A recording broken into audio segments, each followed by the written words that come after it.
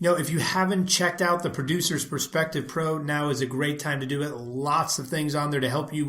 The producersperspectivepro.com just revamped. Check it out. I want to be a producer with a hit show on Broadway. I want to be a producer. Hello, everybody. Welcome back to the Producer's Perspective podcast. I am Ken Davenport. I'm super excited to chat with today's guest, Tony Award-winning producer and a winner of the 2016 Robert Whitehead Award for Excellence in Commercial Producing, Stacey Mindich. Welcome, Stacey. Thank you. Great to be here. Stacey has been producing on Broadway for about 8 years now, but has amassed a terrific bunch of credits in that time, from the Jason Robert Brown musical 13, where I met her in 2008, to the Bridges of Madison County, which I was on as well just a season or so ago, and tons of stuff in between, from Blackbird to The Crucible, Lucky Guy Annie, and most importantly, this season's breakout hit, Dear Evan Hansen. In addition, she's been a fantastic supporter of new writers with her own commission program, one of the few commission programs actually in existence by a commercial producer, as well as her support of nonprofits in the city, including the Fund for New Musicals at the National Alliance for Musical Theater. She's a co-chair of the board at the New York City Center, and prior to her getting on the Broadway board, she started out as a reporter for the New York Times and was the senior editor at Town and Country. Stacey, so you obviously love music. What is it about them that you love so much? I wish life were musical. I love the way that, in the old days, it was sort of a fantasy that somebody would just break out into a song. Now, today, with the more realistic, authentic musicals, it's almost as if it gives voice to your deepest feelings that are very relevant today. On Dear Evan Hansen, we've been getting so many emails and tweets, and one of the ones that I repeat constantly was a teenager who tweeted, Dear Evan Hansen is the soundtrack to my life. It's a blanket on my heart. And so I think that musicals and the music brings emotion to the script like nothing else. So you are relatively new to the Broadway producing game, been about 8 years. It's actually been a decade. It's been a decade now. Mm-hmm. But you had this incredibly successful career in another industry. What made you say, okay, now I've been a success in this industry, I'm going to run over to this? I really fell into it. And I blame it all on Bill Finn, because I was actually just an audience member, a very devoted theater nerd, well into my 40s. I was trying to get tickets to Make Me a Song, a little review he had put together. And it was going to be at the Zipper Theater, and I tried to call, and they weren't answering, and it was around the time that the Zipper was closing. And also, I found out through friends that the show wasn't going to go on. The director had cancer. The producers couldn't finish raising the money for this teeny little off-Broadway show. And I just loved Bill Finn's music. I didn't know him. I just was very moved by it. And I obsessed about it enough that I finally found the producers, called them and asked, why is the show not happening? I just wanted to see it. They were very smart people, Randy Adams and Sue Frost, Junkyard Dog Productions. And they said, well, for just this little bit of an investment, the show could go on. And it was really my first investment in Broadway. It was not even Broadway. But I really thought I was just going to get fabulous seats to the little tiny opening night, where it wound up being at New World Stages. Sue and Randy were very smart. They saw something in me that, perhaps they saw in themselves, and that they've seen in lots of other people since then. And they said, no, you should be an associate producer. You should, and they made an exception for me, and they invited me to casting and rehearsals, and brought me in a way that an associate producer on a show normally isn't. And by the end of the experience, I was riveted, and I felt that I needed to immediately change my life and be a part of this world. I didn't know how I fit in, and I started just having breakfast, lunch, dinner, and coffees in between with anybody I could. One person would say, well, you should talk to the next person, until I realized that there isn't a way to educate yourself to be a commercial producer. You could take the CTI course, which I did. You should have started out in college taking theater management courses, but I missed that boat. And I was just too old to make coffee, be an intern, although I flirted with that idea. And so it was really just about trying to break into co-producing. But again, it was all Bill Finn's fault. And the joy of my life now is that I count him as a friend and hope to work with him again and again.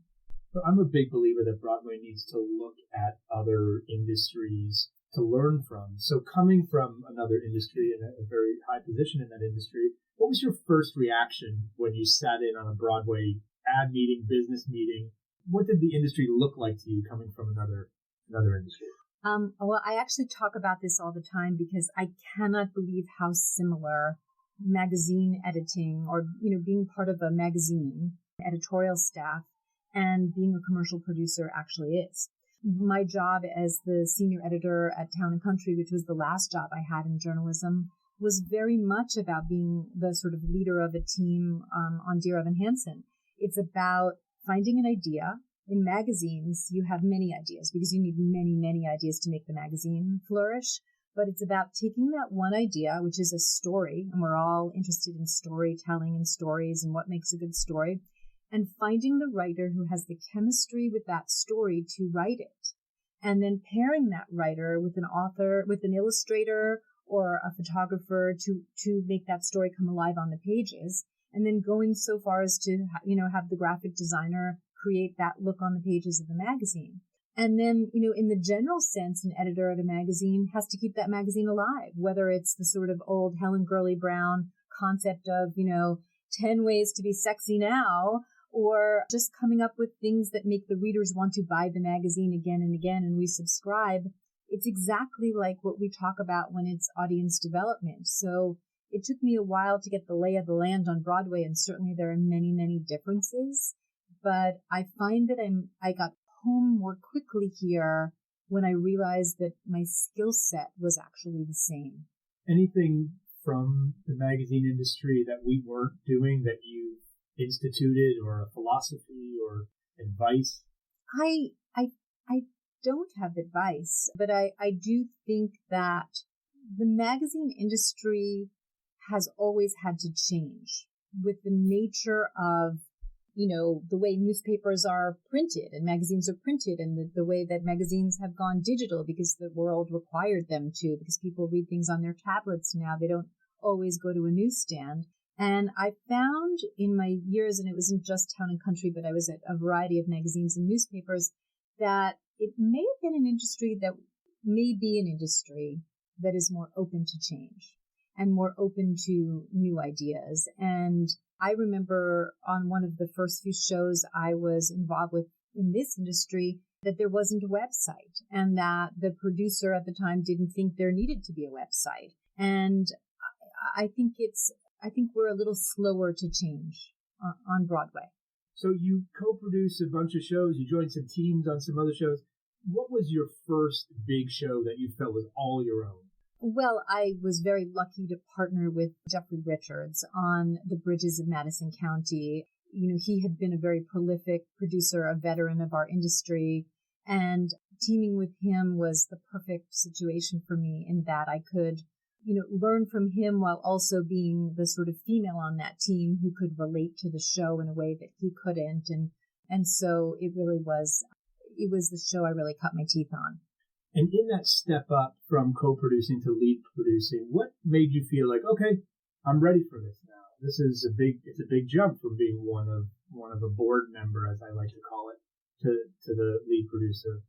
Blind faith, a fearlessness, and a complete and utter passion when somebody says to you, here's an opportunity to lead produce a show in which Bart Scher is directing, Marcia Norman is writing the book, Jason Robert Brown is doing the score, and Kelly O'Hara is going to sing the female lead role. They could have done The Exorcist Part 17, and I would have found a way to raise the money and be part of that show. Now, that show obviously didn't have the long run that we would all have hoped for. And in this business, they all can't be hits. How do you deal with a show that doesn't quite live up to your commercial expectations like that one? You sob.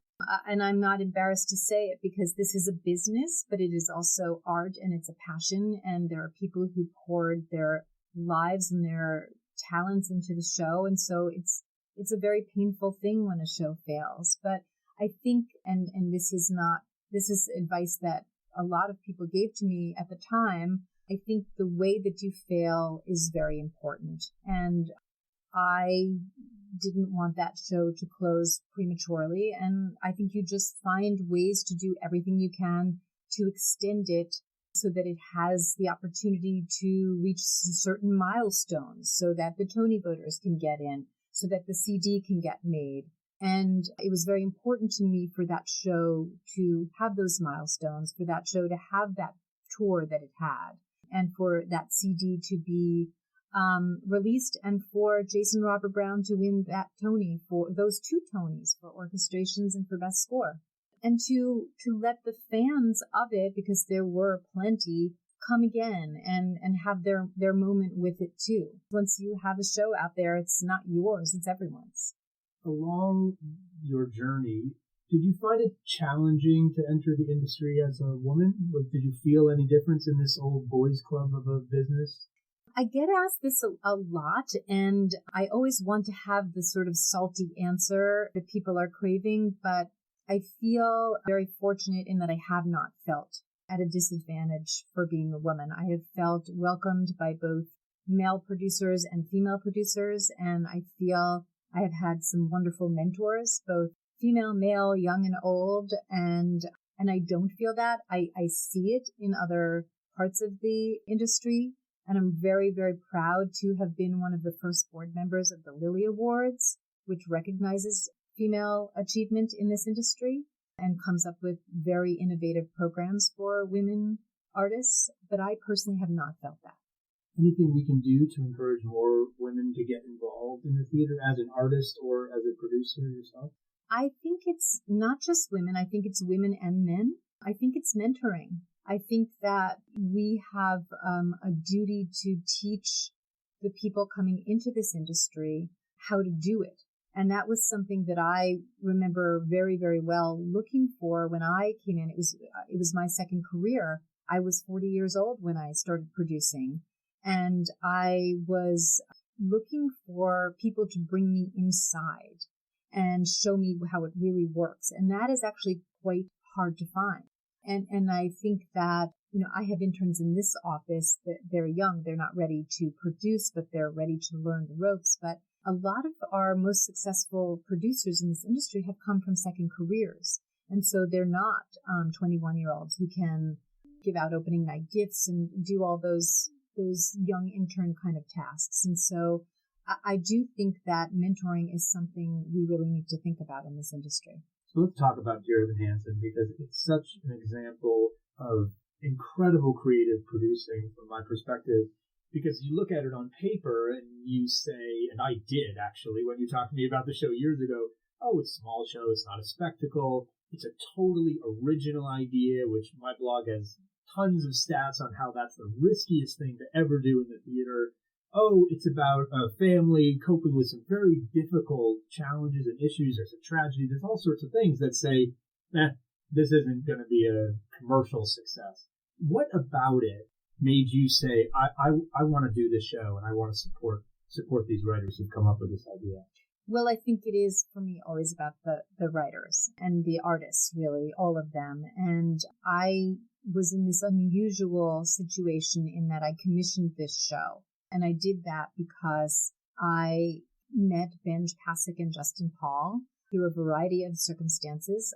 And it's all, there are some very funny stories about how we all came together several different times, but it ended up at a lunch at Josie's on the West Side, which doesn't exist anymore, because I believed in them, and I was unbelievably excited to have lunch with this pair of 24-year-olds at the time. This was 8 years ago. And I had actually commissioned a show of theirs for Lincoln Center Theater, a show called Dogfight, which went on to have a lovely not-for-profit life, and it's been, on the road, and it's been in a lot of other places. It's a brilliant show, but for a variety of reasons, I couldn't work on it commercially, and I'm not sure it was that kind of show. But I just wanted to get to know them better, and frankly, I just wanted to listen to more of their scores. So we had lunch, and I had a list of ideas at the time that I thought could be musicals. And the more I sat and listened to them speak, and anybody who knows them well knows that they're excited and they're excitable, and they bounce off the walls with their energy, and they're very, very charming. And the more I spoke to them and the longer our lunch went on, and it was a long, long lunch, the more I realized that I couldn't ask them to do any of the musicals that were my passion. They might have done them, and they might have done them beautifully. I bet they would have, but it wouldn't have been their passion. And so I asked them what they really wanted to write, because at that moment they were doing James and the Giant Peach for a not-for-profit, A Christmas Story, which was, I loved the way it turned out. I love to listen to that overture all the time because I think it's just genius. But it wasn't who they were. And they told me the story that is not what Dear Evan Hansen is now, but there is a germ of what Dear Evan Hansen is that was in that story. And it was a real life experience that Benj had in high school. And beyond the experience, it was the feeling he was left with about his generation. And they said that's what they wanted to be their next musical, or a musical that they would absolutely love to write. Them saying the words that this is what they really wanted to do made me want to do it no matter what. It didn't matter that it had a dark turn. It didn't matter that they were 24. And it didn't matter that I didn't know exactly how it was all going to happen. I knew that I was just going to dedicate myself to it. And even though it took 8 years, and I have produced a variety of other shows during these years, some that have been successful and some that haven't, this has always been the one that I have pushed and I have loved, because it was their passion. And funny enough, over the years, it has unbelievably begun to speak to me and my life, even though I never thought that it would. I think, if you know about the show, it has a backdrop of social media. Social media is almost like the ninth character in the show. And at the time, I was, very proud to say things like, yeah, I'll probably die before I ever go on Facebook, just because it felt too large to me. I didn't grow up with Facebook. And then about 3 years ago, when we were in the heart of the show's development and about to, take some major new steps with it, I looked around me in the room and I was surrounded by millennials. I have, young people working in my office, and I have 3 teenage boys. And I realized that if I didn't get involved in social media, I was going to be missing out on what these people are thinking and feeling and what the world was really like today. And it really changed my life. I mean, I don't tweet or post anything other than what we retweet here at SMP. But I have definitely spent evenings going down the rabbit hole of Instagram. I definitely read fewer books, but I'm definitely more in tune with what my teenagers think and see and do and how they communicate. And I hope that I am also more in tune with audiences and the younger artists that I care so much about. So I think that was a very long-winded answer, but for me, Dear Evan Hansen started with Benj Pasek and Justin Paul. It very quickly became about Stephen Levinson, who swooped in and created this foundation where there was none for this story. I mean, he literally created our underlying rights. And then it became about Michael Greif and how he came in with his emotional wheelhouse and shaped the story into something that we all could relate to and just love. So you had 8 years from that lunch, I guess, but in a few years of development along the way, you went to Arena, you came to second stage, and then eventually to Broadway. What's the role of the creative producer yourself in that process along the way, besides just raising the money? Oh, for a long time, it was never about raising the money. It was really about organizing. It was about being the one person who hears it all the time, talks to the artists all the time, and makes the decisions about when it's ready to move to the next step. A lot of times I think people ask all producers, what do you really do? And there's never one right answer, because I think the answer is that producers just do everything. You're involved in, just every single little nitty-gritty thing. For us in the early years, it was really about just getting everybody in the same room, because Benj and Justin were on the rise. Stephen Levinson was a Brooklyn playwright when I hired him, and about 3 weeks later, he became a Hollywood TV writer. And, Michael has, since directed If Then and several other things that, prevented everybody from working together in a cohesive, organized fashion. And so it was really up to me to gather everyone. So you gather everyone in the room, you make it all the way here to Broadway. You're doing very well, over $1 million last week in the grosses. So it doesn't stop for Broadway producers, right? It's not like you can sit back and be like, oh, look at that, we're grossing $1 million. What's the work that you have to do now? You've got great notices, you're doing very well, but tell us a little bit about what's next. Well, I think everybody thinks that it's all done after opening night, and certainly the greatest challenge really is mounting a show, whether it takes 8 years or 8 months. It's a great challenge to make it all happen and get it on Broadway. Then you need to keep it on Broadway. And I have never been the kind of person that would feel comfortable walking away or working on the next show right away, because this show, is speaking to, I say this a lot and people look at me like I'm crazy, but this show is speaking to me. I feel a dialogue with it. I heard it at Arena Stage, and it said to me, as well as my writers said to me, it's not time to go to Broadway. We have more work to do. And now I feel like it's saying, don't listen to the numbers. That's wonderful. And I'm grateful. And I love every audience member. I smile at them every night when they walk in the theater. They don't know who I am, but I hope they feel some warmth coming from me to them. But I want this show to stay on Broadway for a really long time, not just because I want this show to stay on Broadway for a really long time, but because I think that Evan Hansen has something to teach people. And I think that people feel in this day and age like they are Evan Hansen. Their son or their daughter or their niece or their next door neighbor or their brother-in-law is Evan Hansen. We all have some of the issues that he faces, or we are their mother, or we are their friend or neighbor. And it's a very relatable show. And so I'm hoping that now that we've gotten the show open, that the show might do some good. So you have one of the few, if not, I think you may be the only, or certainly one of the few commercial producers that has a commission program. It's something that nonprofits usually do. Is this something you think all commercial theater producers should do? I think that saying I have a commissioning program is probably more formal than it really is. I have an open mind to falling in love with a young artist and his or her work, and a no fear policy about taking it an extra step to see if it's something that I could actually work with. Way more than I have commissioned pieces, I have given an artist, whether it's a director or a composer or a playwright, a reading and a chance to work for a few days under my guidance and with my support and my office's support to see what they have. And that's partially for me to see whether it's something I want to engage in, but it's also for them to just further it along a little bit. So even if I say, no, I'm so sorry, I can't commission this piece, they have gotten something from the experience with me. But I don't have an application process, and I don't have, anything that is very formal about this. And I am very, very selective only because I'm one person, and I've learned, the hard way that when you commit to something, you have to see it through.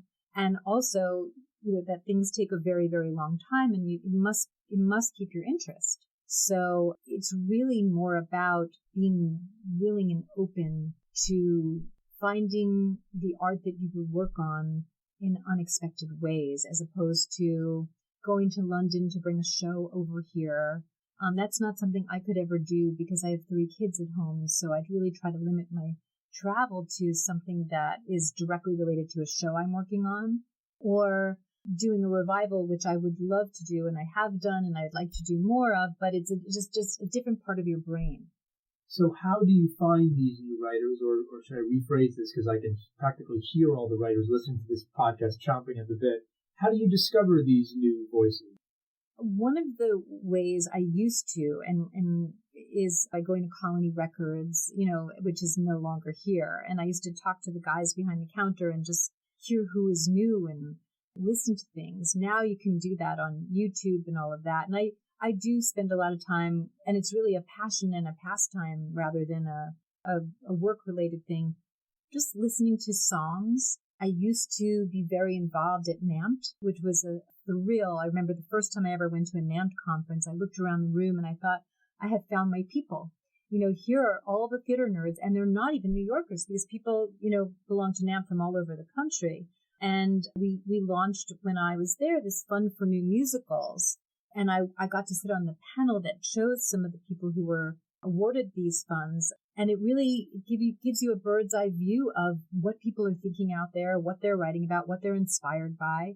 So I'm still sort of plenty of things to examine from those years of being involved in NAMT. Now people find me, and that's actually very complex and challenging because I don't have a lot of time anymore.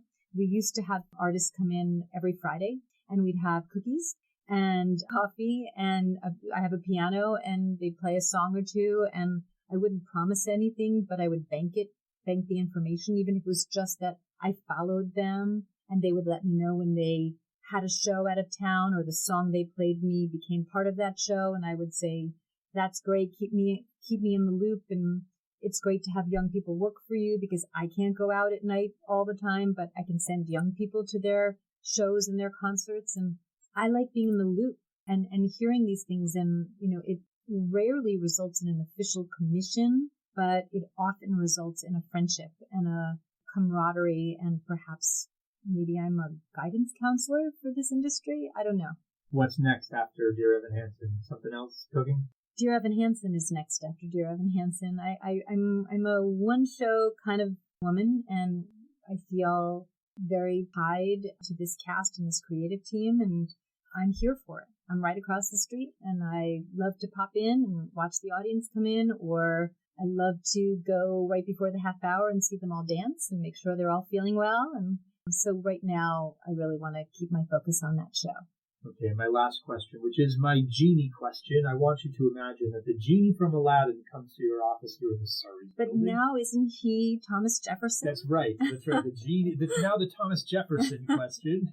I will not rap when I ask this question, but let's imagine Thomas Jefferson has magical powers and the ability to grant a wish. And he comes here, knocks on your door and says, Stacey, your commitment to new writers in this industry is unparalleled. And I personally, Ken Davenport, mean that. In 8 years, I have never seen anyone, or 10 years now, I've never seen anyone so committed to new writing. Bringing them into your office and giving them cookies, fantastic. But your support has been incredible, and both I and the entire industry and this genie / Thomas Jefferson want to thank you by granting you one wish.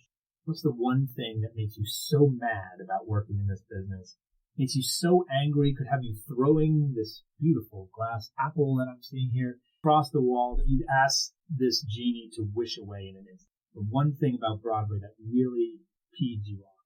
Well, you know me well, and you know it takes a lot for me to get peeved. So I'm not sure that I can give you the anger and passion you're looking for in this answer, but I wish there were more of a way for Broadway to be for everyone.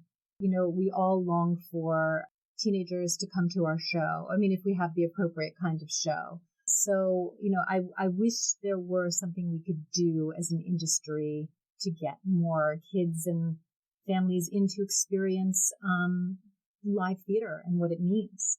Well, having just passed a group of teenagers walking down 8th Avenue with Dear Evan Hansen hats, I think producing content for them is a great start to that. So thank you for producing Dear Evan Hansen. It's, again, an incredible example of producing. And thank you to all of you for listening, and we will see you next time. Don't forget, great time to check out the producersperspectivepro.com. We've got a whole bunch of new stuff for new members. Go check it out, theproducersperspectivepro.com.